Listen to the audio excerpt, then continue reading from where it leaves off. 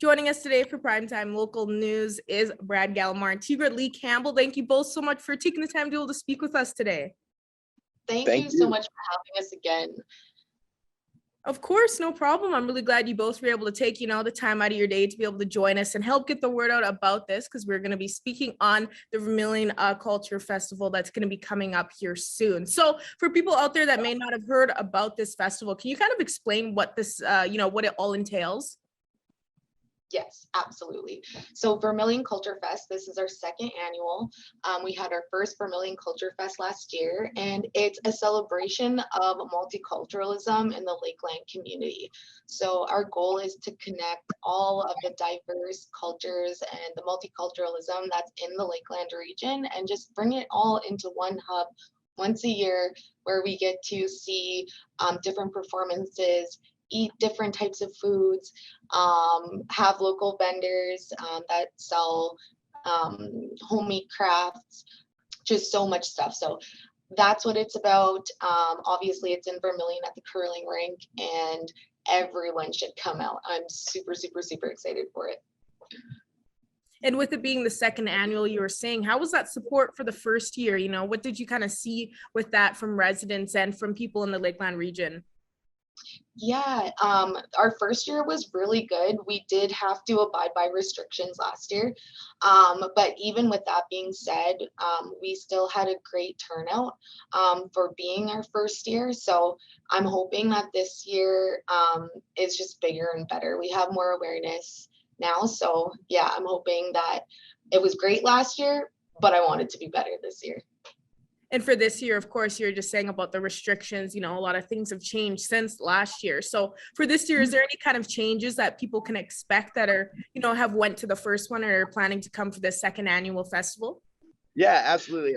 So again, last year there was actually restrictions were put in place like literally a week before our event. So of course, not only were we scrambling, but people coming were like, what do we do? Is like, what do we have to do? And I was like, I don't even know anymore. But this year it's, we don't have to do anything. If you want to take precautions, please do. And, some people still will be, but there are no restrictions this year as far as the masks or the social distancing. So honestly, it's a matter of coming out and enjoying cultures that you may not get to experience on a regular basis. Perfect. And for people that, want to kind of find out some more information for this festival, can you kind of expand on, what days they are, what time and where it is, just so they can know for sure? Absolutely. So it'll be Saturday, September 24th and Sunday, September 25th.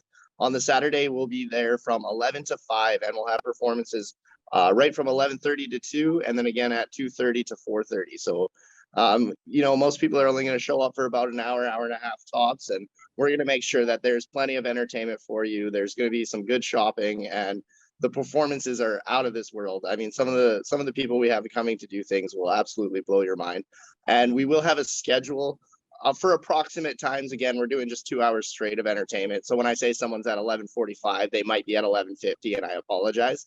But we will have the schedule up on the Vermilion Culture Fest Facebook page, as well as our website, lvefoundation.com.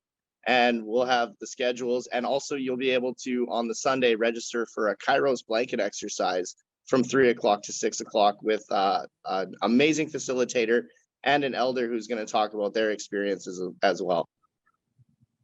Perfect. And, since this is only the second year for this, and hopefully it's going to be continuing annually, from here on out, having one every September, I guess. But for, when it first came up with the idea of this, to have this festival, why do you believe it's so important to have this?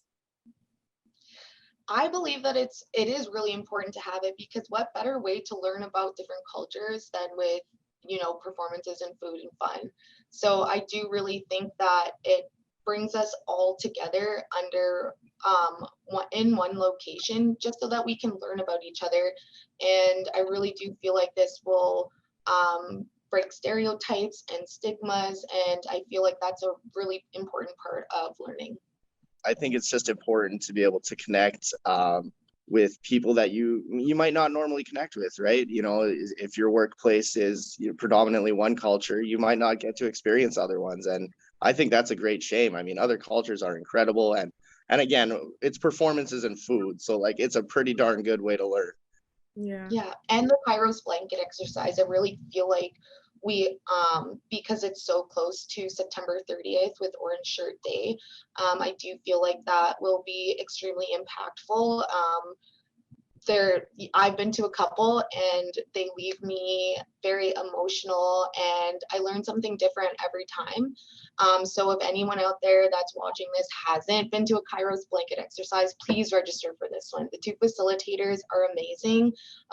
We're also having a guest speaker as well to speak on their experiences. So yeah, highly recommend it. I will be putting out a poster for that shortly. Perfect. Well, thank you both so much again for joining me today. I know you both so well. You do great work in the community and everywhere else, in the surrounding area. So I'm really glad we're able to speak on this and help get the word out, and more people will be able to show up for this culture festival, because it's important to be able to, like you said, experience all these other cultures. It's some beautiful cultures out there. So thank you both again so much for joining me today. Thank you so much for having us. Yes.